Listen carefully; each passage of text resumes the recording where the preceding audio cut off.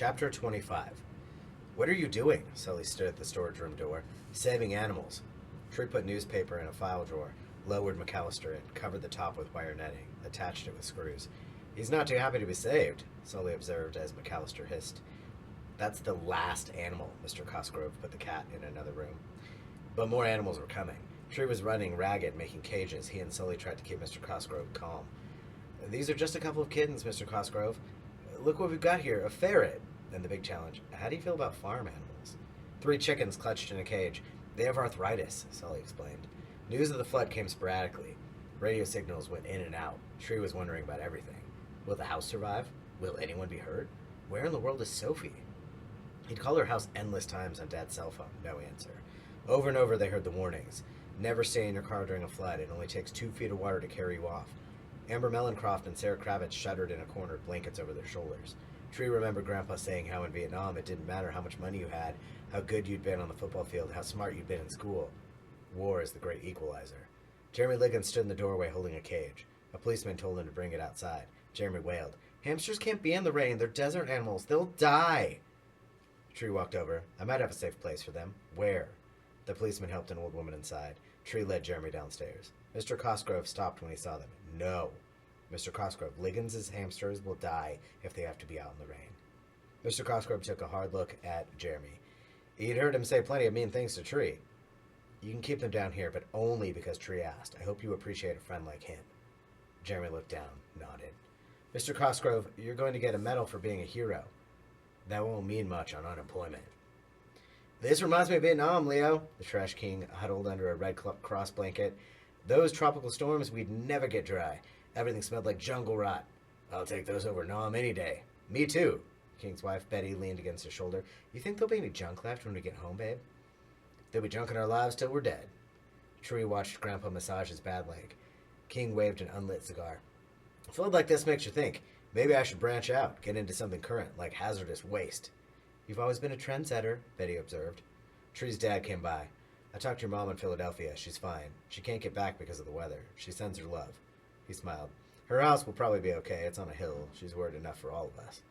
He didn't sound edgy at all when he said it. Dad's house wasn't on a hill. Tree wondered what that meant. "I told her how well we've been handling all this, how you're helping out everywhere." Dad grinned. "I told her I was so proud of you I could bust." Tree beamed. "Thanks, Dad." Mayor Diner came in at this point, windblown and wet. She took her slicker off, looked at the horde of people in the gym, walked to the free throw line, smiled sadly. "Ladies and gentlemen, no one expected to be here tonight." People nodded, that's for sure. "The Weather Bureau says we could get a lot more rain that could wipe things out by the river. The sandbags haven't held the way we'd hoped." Worried looks. "It's going to be a long night, folks. Whatever you've learned about getting through hard times, I hope you share it with the people around you. I've seen so much today that's encouraged me. The bravery of the rescue workers, neighbors helping each other get to safety. It's easy at a town like this to remember all the things we've left behind. But what this town has, the most important part of it, is sitting right here in this place. I don't know why these things happen, but I'm asking you to hold on. We'll keep you updated. We'll keep praying. We'll keep looking for it to be over." Mayor Diner nodded at Inez, the ministry intern at Ripley Presbyterian Church. "Would you lead us in prayer?" Inez smiled weakly. This flood had scared her stiff. She'd rather have a braver person pray. But she took the hands of the little girl and the old man next to her, closed her eyes. "We feel scared, Lord, give us courage. We feel lost, stand beside us. We feel weak, give us strength."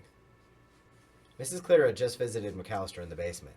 She didn't much like the makeshift cage, but she knew her cat was safe. She had thanked Mr. Cosgrove, gave him some of the homemade fudge that she kept frozen in blocks in her freezer. She grabbed pounds of it when the sirens first blared. You never know when someone might appreciate something homemade. A squawk in the hall.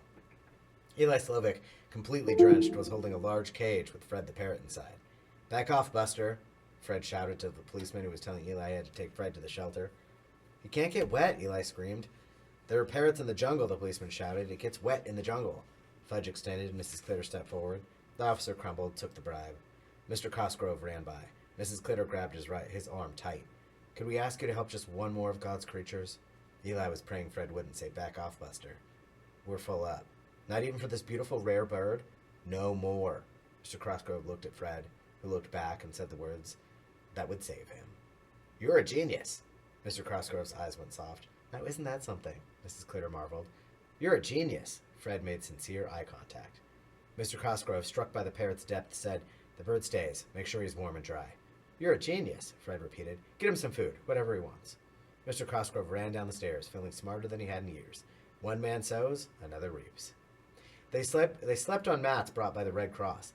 They slept in corners wrapped in blankets they had brought from home. They slept and woke and wondered when it would be over. Sophie hadn't shown up yet, and Tree was so worried about her he couldn't sleep. Cell phone batteries were out. Phone lines were down. Grandpa rigged up a generator so they could watch TV news. The TV cameras captured the mostly flooded town. "A flood is like a war," Grandpa observed sadly, "because it can take so much with it."